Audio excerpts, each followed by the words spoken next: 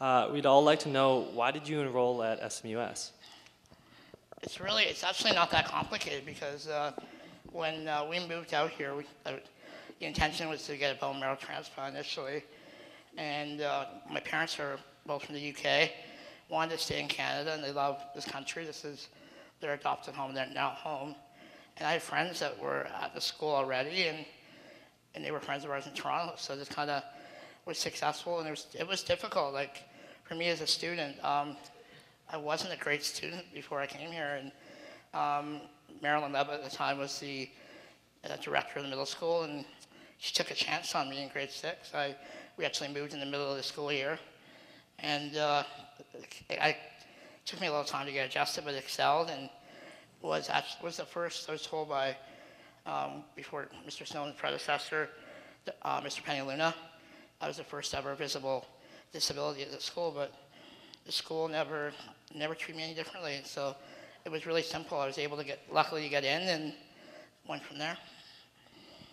What was your favorite subject in high school? Who was your favorite teacher, and what was the most valuable lesson you learned at SMUS?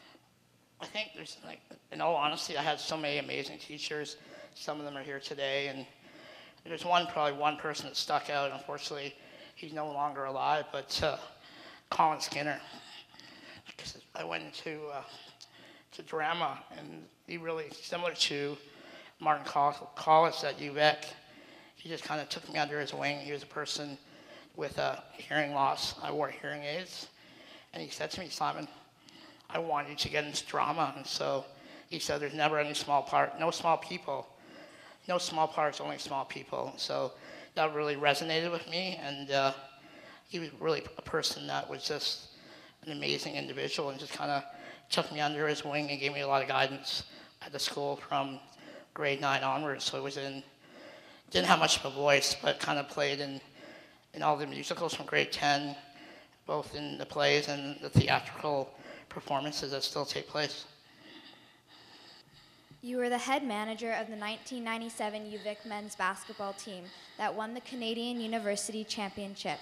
Has being involved in sports assisted you in your day-to-day battle with MPS 2? Yeah. As I mentioned on the video and touched on a little bit earlier, I think just obviously my father being British and being a huge soccer fan, just got into sports from an early age, and really kind of just was instilled in me for no other reason. There's just something, him and I has a common bond. Played sports all the way through, like every single sports.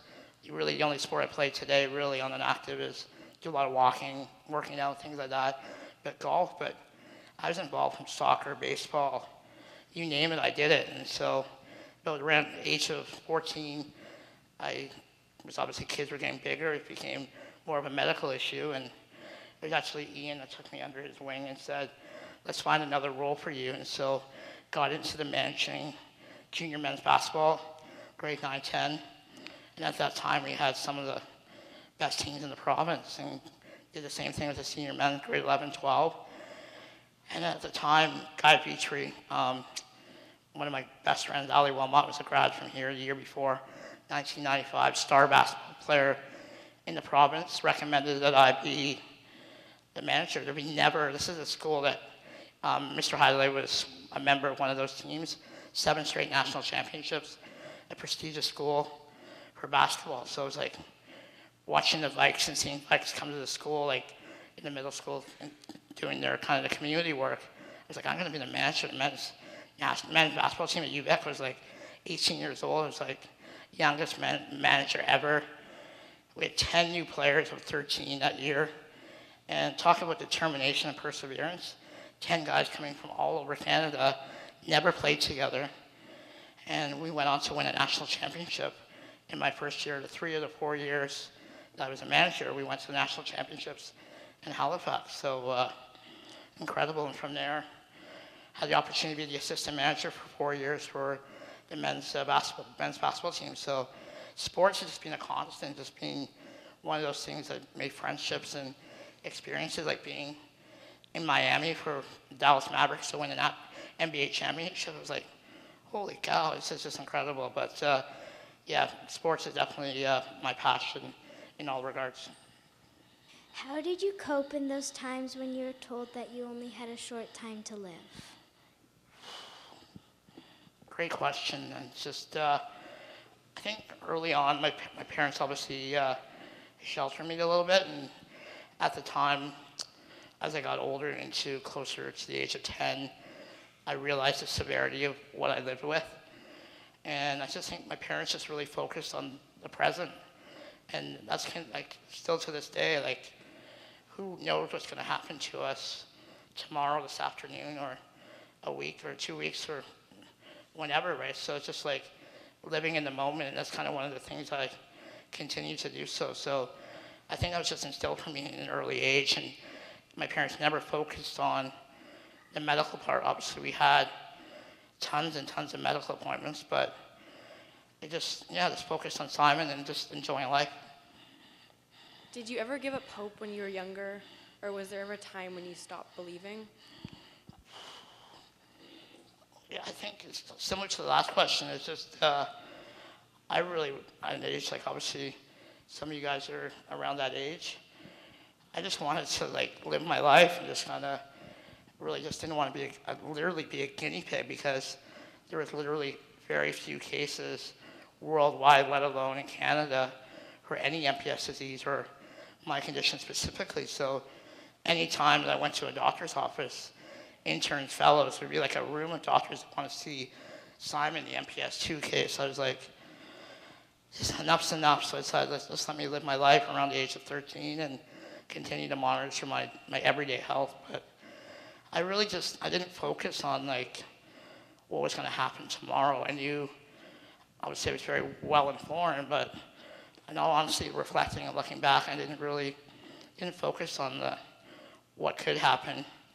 I just focused on what could we do to make a difference. And obviously, my parents are very trailblazers in the area of research, and we're fortunate to get enzyme replacement therapy, which is our cure, but it's still a therapy.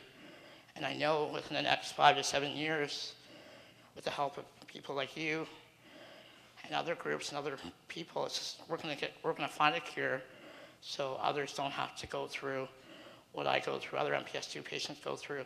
Because it's not really just the patient that goes through that, it's everyone involved, right? It's family and friends and everything. So that's my goal, and that's why I'm doing what I'm doing. Can you explain what each of your trips to North Carolina for Elaprase treatments entailed, and how is Elaprase administered? So, as I mentioned, I started commuting. It's 8 years next month when I started on the trial. It was scary looking back on it. It's just how it's administered intravenously. So, when I started, I had every week I would have to have, and patients with my condition and similar diseases, even though our veins look good, they're actually a very, very tough skin, so getting IV access is extremely difficult. And so it's administered early on in the trial. It was over 4 hours, so 5 hours.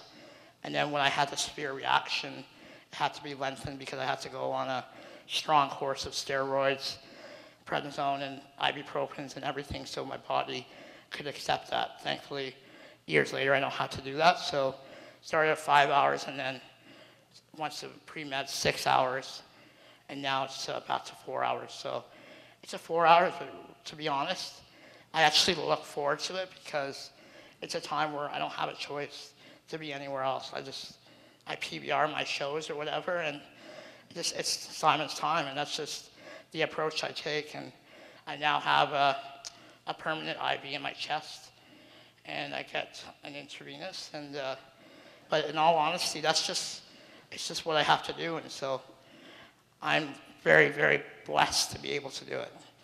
And so, yeah, it was a challenge early on, but we've come so far, and we have a lot further to go.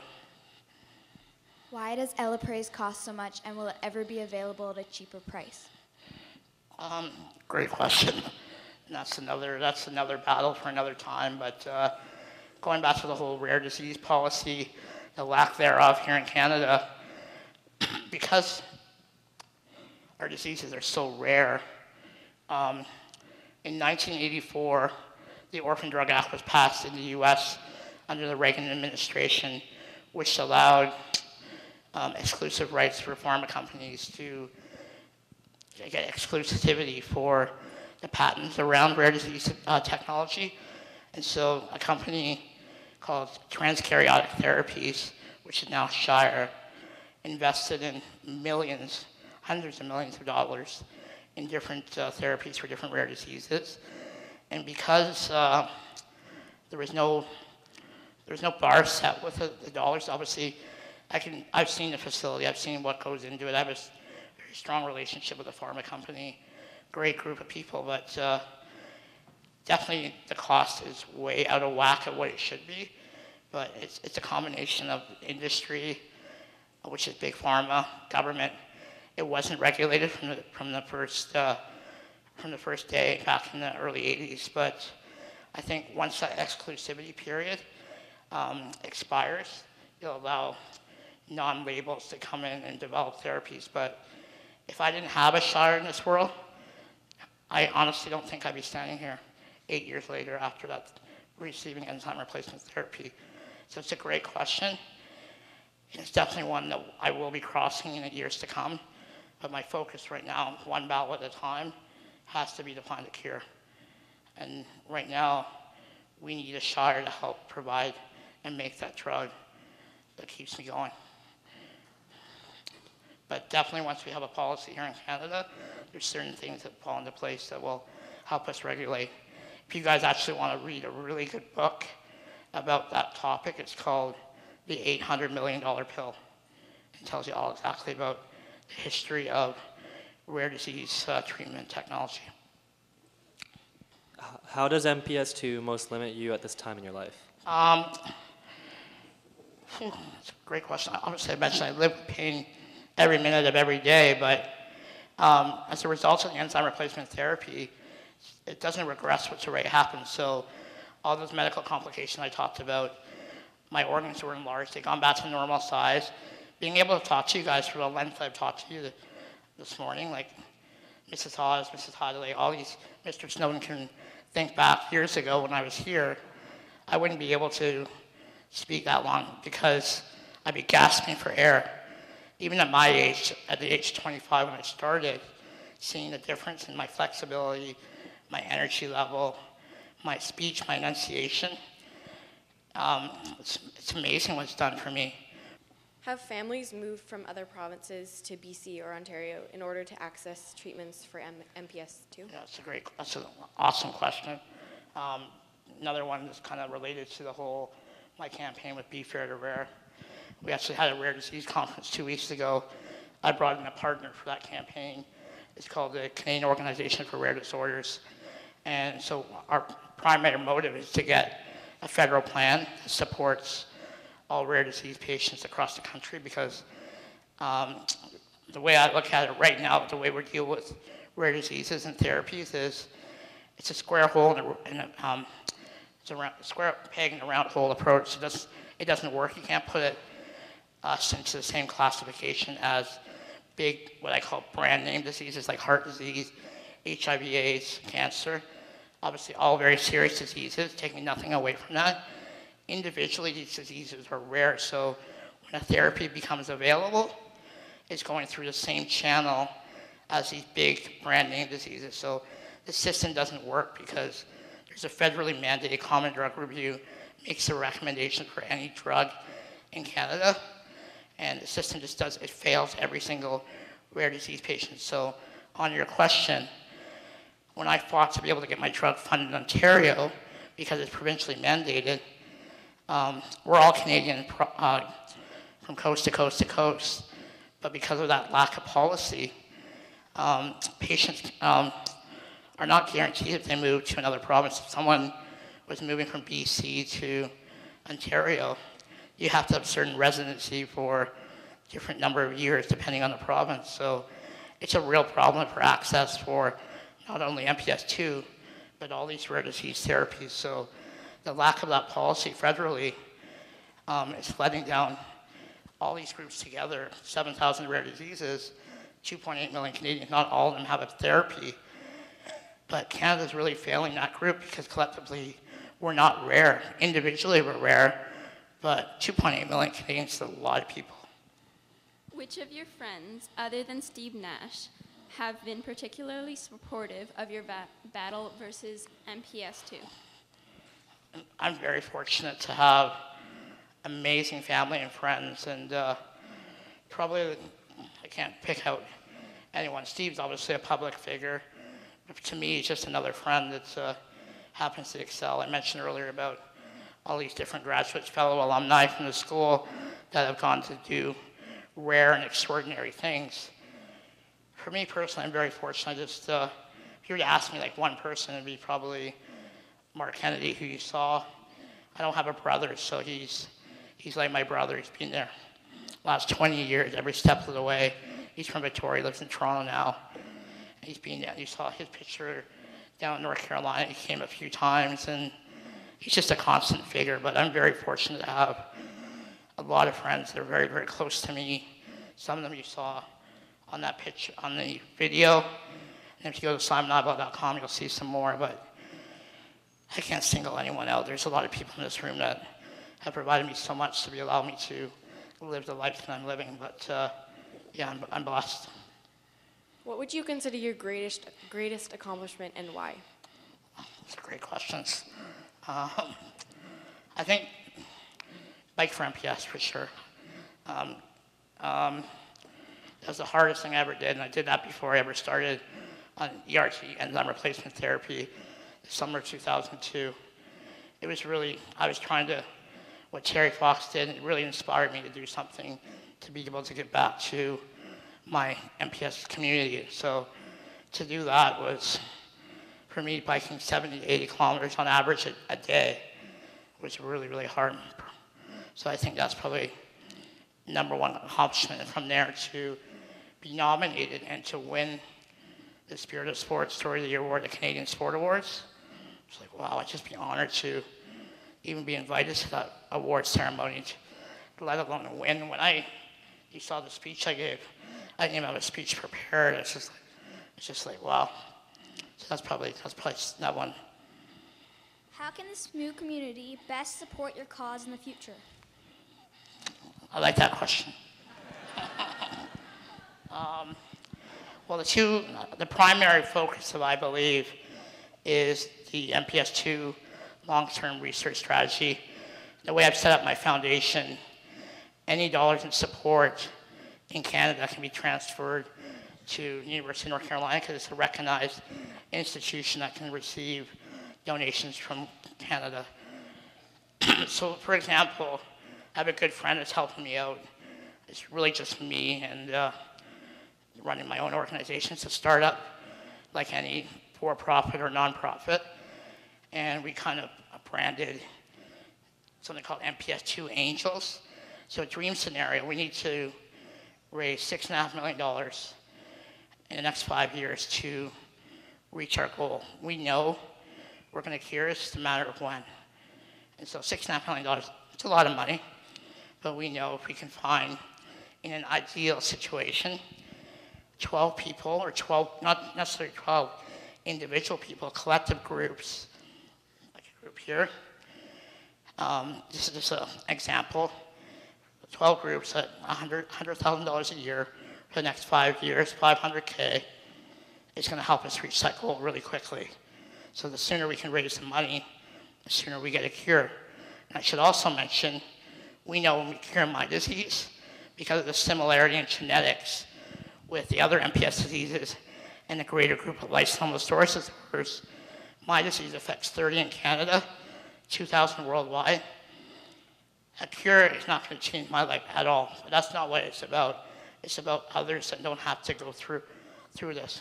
For example, if I were to have children, I can never have a child with MPS 2.